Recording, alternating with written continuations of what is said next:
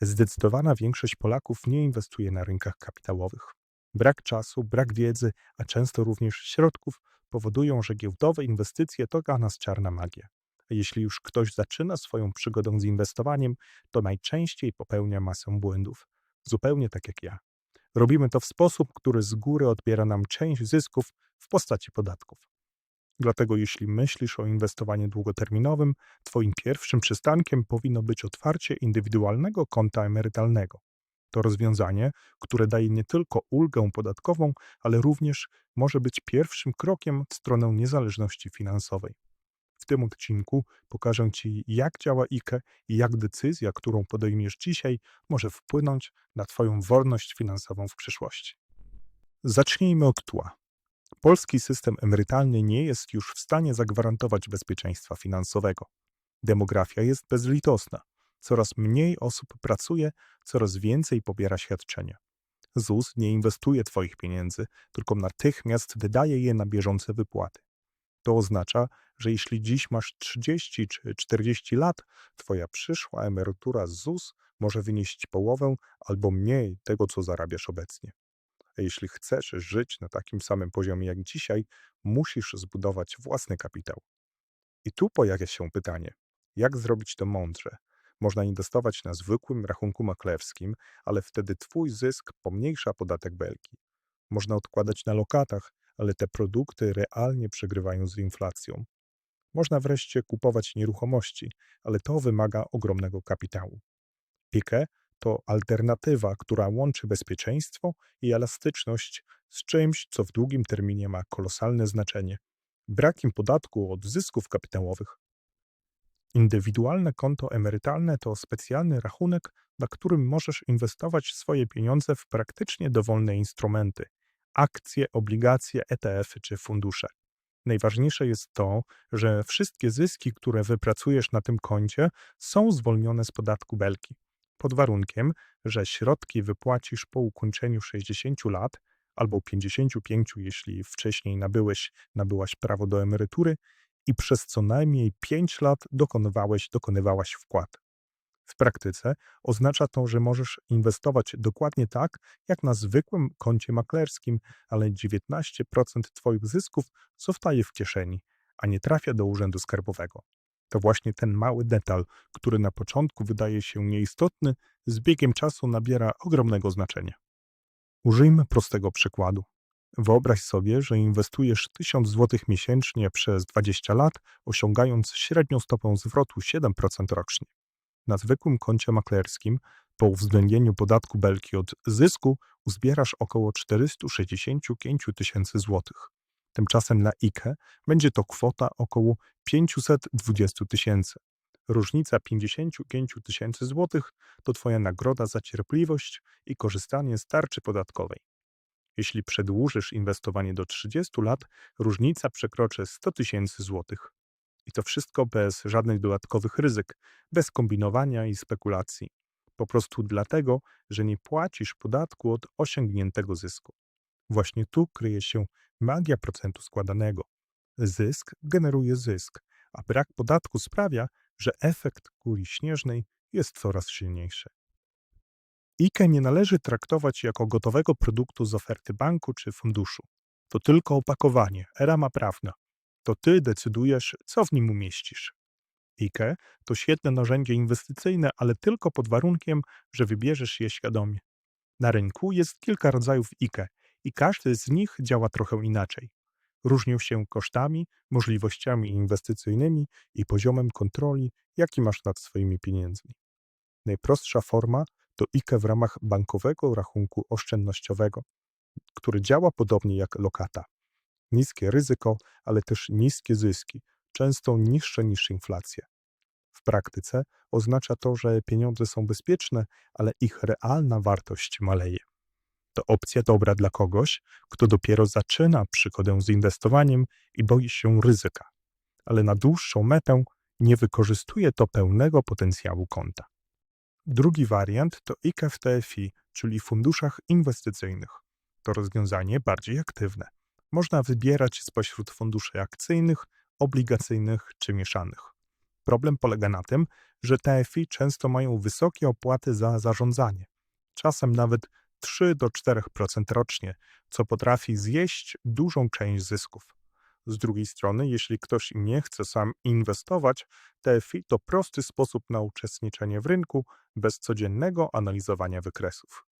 Największą swobodę daje natomiast IKE maklerskie.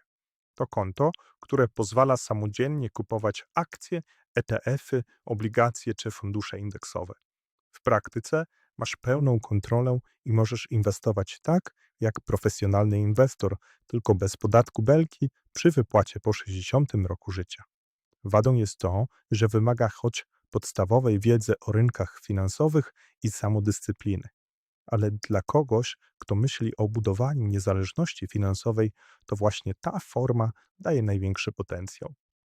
Na co uważać przy wyborze IKE? Przede wszystkim na ukryte koszty. Wiele instytucji pobiera opłaty za prowadzenie konta, prowizję od każdej transakcji, czy ma ukryte opłaty w funduszach. Warto porównać kilka ofert i sprawdzić, jakie opłaty są realnie naliczane. Dlatego najlepsze IKE to takie, które dopasowujesz do siebie, do Twojej wiedzy, wieku, horyzontu inwestycyjnego i celu. I najważniejsze, konto samo w sobie nie daje zysku, to Ty nadajesz mu kierunek. W Polsce mamy jeszcze jedno podobne narzędzie, które może być mylone z IKE. IKZE, czyli Indywidualne Konto Zabezpieczenia Emerytalnego, pozwala odliczyć wpłaty od podatku dochodowego w bieżącym roku. Masz więc regularną korzyść podatkową. Dodatkowo nie płacisz 19% podatku belki, ale po osiągnięciu wieku emerytalnego jesteś obciążony 10% opłatą ryczałtową. W IKE z kolei zyskujesz głównie na wyjściu, bo dopiero po 60 możesz wypłacić całość lub część środków bez żadnych opłat.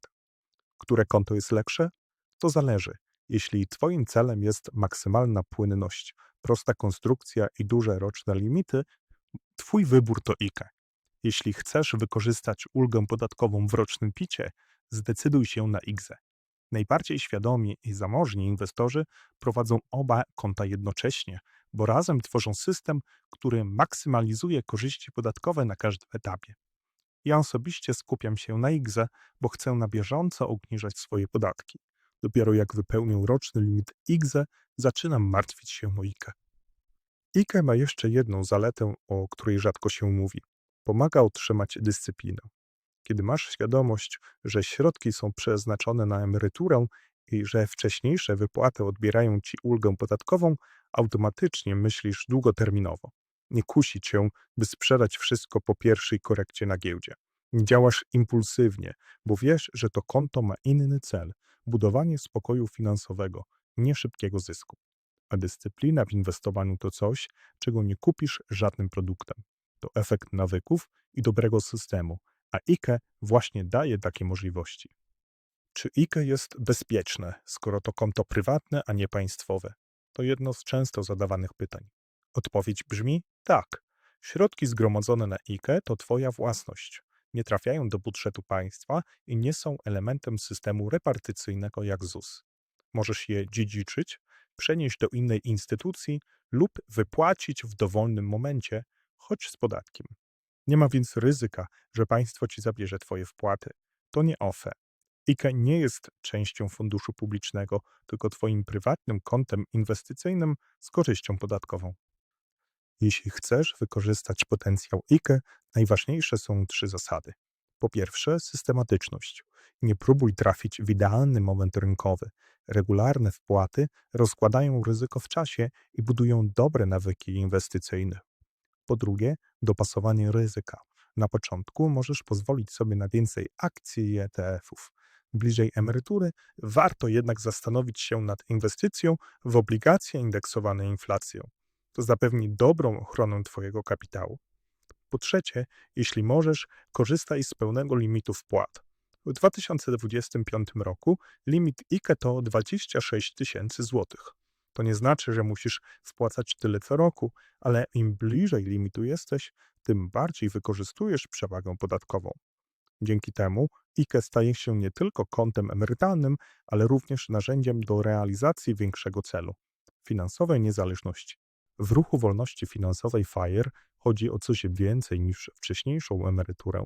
To idea życia na własnych zasadach, odkładania dziś, żeby jutro mieć większe pole manewru. W polskich realiach wiele osób skupia się na szybkim gromadzeniu kapitału, inwestycjach w akcje, nieruchomości czy ETS-y, ale pomija prosty fakt: żadne z tych narzędzi nie jest zwolnione z podatku Belki, a to oznacza, że nawet jeśli osiągasz świetne wyniki inwestycyjne, 19% Twoich zysków każdego roku znika w systemie. IKE pozwala przerwać to błędne koło. Daje Ci legalną drogę do osiągnięcia celu FIRE szybciej. Nie przez ryzykowanie, tylko przez efektywność podatkową. Wyobraź sobie inwestora, który co roku wpłaca na IKE 20 tysięcy złotych i osiąga 7% zysku rocznie. Po 20 latach jego zgromadzony kapitał wynosi 820 tysięcy złotych i to wszystko bez podatku od zysków. Gdyby robił to samo na zwykłym koncie maklerskim, po potrąceniu belki miałby o ponad 80 tysięcy złotych mniej. Ale IKE FIRE to nie tylko liczby, to też spokój psychiczny i prostota. Świadomość, że Twoje inwestycje rosną i nie musisz liczyć podatków przy każdej transakcji. Dlatego jeśli myślisz o FIRE w kontekście polskiego systemu, to IKE powinno być jednym z fundamentów Twojej strategii. Jeśli dotarłaś aż tu, zastanów się przez chwilę. Czy Twoje pieniądze pracują efektywnie, czy po prostu czekają, aż zjeje inflacja i podatki? IKE to nie magiczne rozwiązanie, ale prosty sposób, żeby systematycznie budować kapitał z przewagą podatkową, jakiej nie daje żadne inne konto inwestycyjne. Daj znać w komentarzu, czy masz już IKE i jaka jest Twoja strategia na przyszłą emeryturę. Dzięki za uwagę i do zobaczenia w kolejnym materiale.